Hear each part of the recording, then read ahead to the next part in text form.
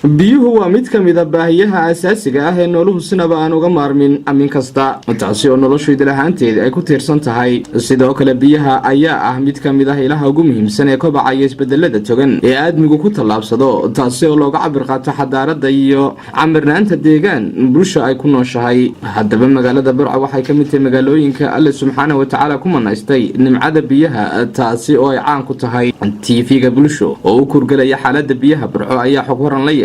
maareeyaha wakaalada biyaha Burco Jaamac Maxamed Cali oo horeyn maareeyaha wakaalada oo ka waramaya xaaladda biyaha Burco ayaa waxa hadaladiisii kamid ahaa waxaan nahay adeegaha koobaad ee biyo siinta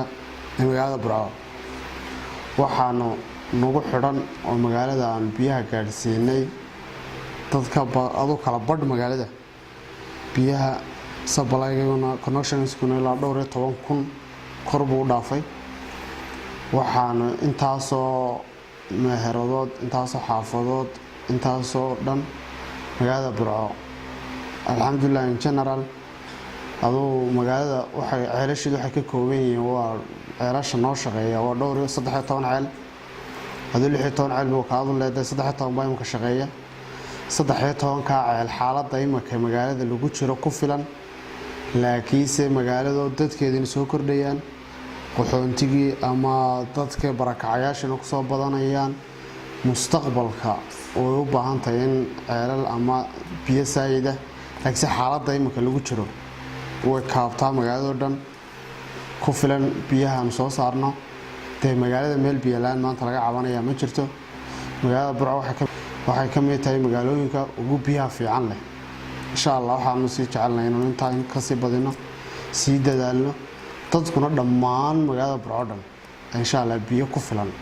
oo nadiif ah helaan duleeka insha Allah mar aan wax ka weydiinay maareeyaha wakaalada biyaha Burco marxaladihii kala duwan ee soo martay wakaalada biyaha Burco ayaa waxa uu kaga jawaab celiyay maraaxil kala badan bay soo martay magaalada Burco biyaheedu waxay soo martay tay waqti naga horeeyay oo aan inta noo ceelay aan magaalada lahayn magaalada booyada u dhaamin jireen biyaheedu aan aad u fiicnayn biyo laakiinse imaka maraaxilta maalinta ka dambaysa iyo halkii anagu aan ugu nimi horta magaalada biyo way heli jirtay laakiinse haddana way jiraan xaafado badan oo aan magaalada ka mid ah aan biyo gaarsiisnay intii anagu aan xafiiska joognay kulay cid kastoo naga horeysay iyo maamul kastaba meel buu soo gaarsiinay waana maraaxil kala duwan baa marka anaga waxa noo suurta galay inaanu gaarsiino qaybo magaalada ka mid ah oo aan biyo hore u gaadhin waa fahmi kaysa xirsi bulsha TV Burco.